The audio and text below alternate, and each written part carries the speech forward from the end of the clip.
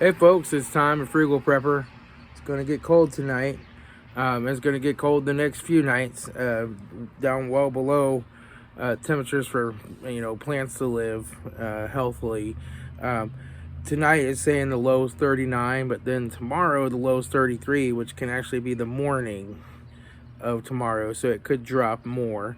And we're going to be like 32, 31, so that's frost.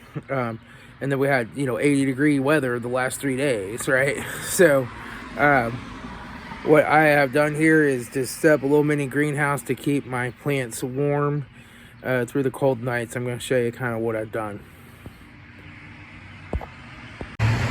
So what I have here is just this little miniature pop-up greenhouse. I got it on Amazon for 20 bucks, same day delivery.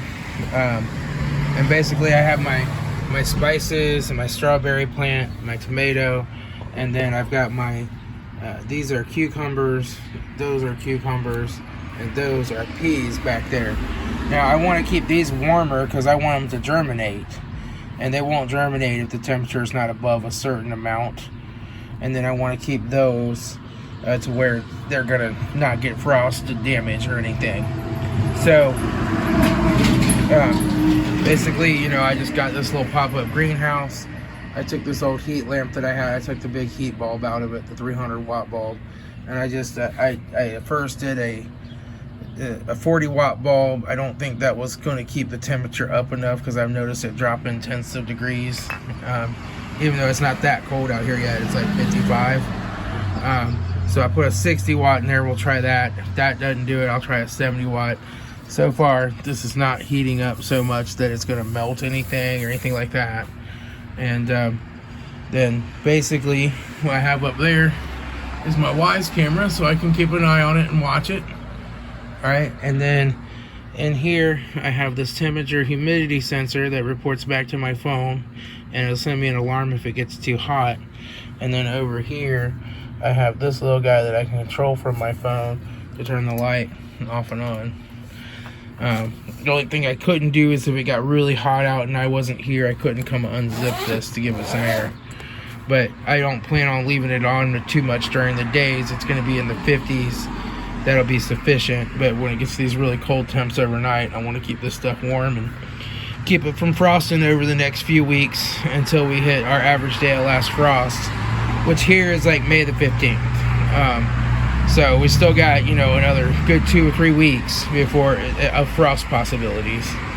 But that way these plants will stay nice. They got a nice head start on life, and they'll continue to grow and just get a head start on everything. And these should germinate if it stays warm enough in here. These will still germinate. So I could take these downstairs, put them on the heating pad and under the fluorescent lights. And I may still do that, but I hate going downstairs to have to water these things and take care of them, so I'd rather keep them up here. The carrots that I had planted, I just took those inside the house because I didn't have room in this tent for them. And they're just sitting in there on top of the microwave, and they'll probably germinate just fine in there. But I don't want to have to move all these plants in and out of the house constantly, so this just gives me ability to throw a pop-up tent on, turn the light on, and we'll keep things nice and warm until it's warm enough that they can just survive out here on their own. But temperature is one of the most important things in plant growth. You have to control the temperature, and you can do that if you want to build like an in the garden greenhouse over your T-frames on your Mittleider garden. There's plans of that in the Mittleider gardening book where you can extend your growing season.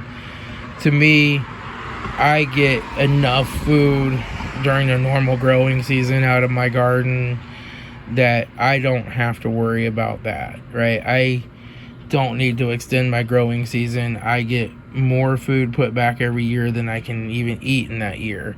So, like this year, I'm going to grow these cucumbers here out front, but I'm not planting cucumbers in the back garden because I still have pickles that I'm eating up from 2020. So, and then I have all 2021's pickles to go through. So I'm not even going to really be canning any pickles. These are just some cucumbers for us to munch on.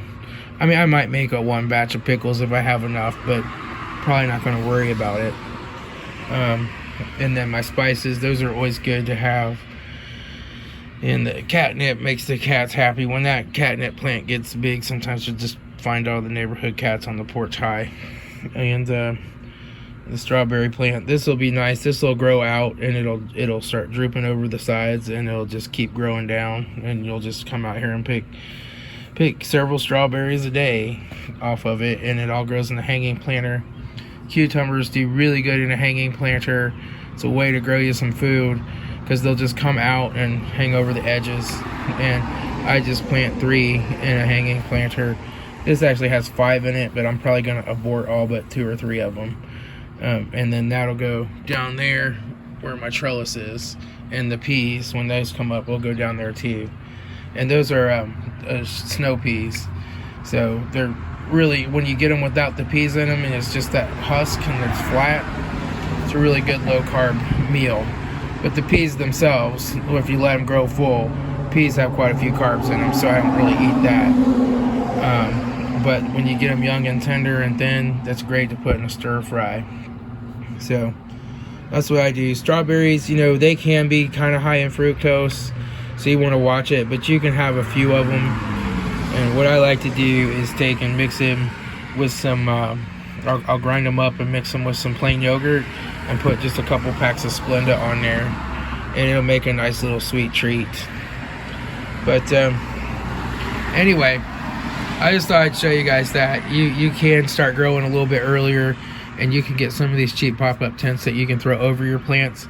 Now, if I just had just the plants, I wouldn't even worry about the light bulb. Just this would be enough to keep the frost off of it, unless it got down to like 26 or 25, right? And it would keep the plants alive. But with these needing to germinate still, I want to keep them warmer, so I'm putting the light in there. And it'd probably be a good idea to get this up off of the concrete too if it was going to get colder.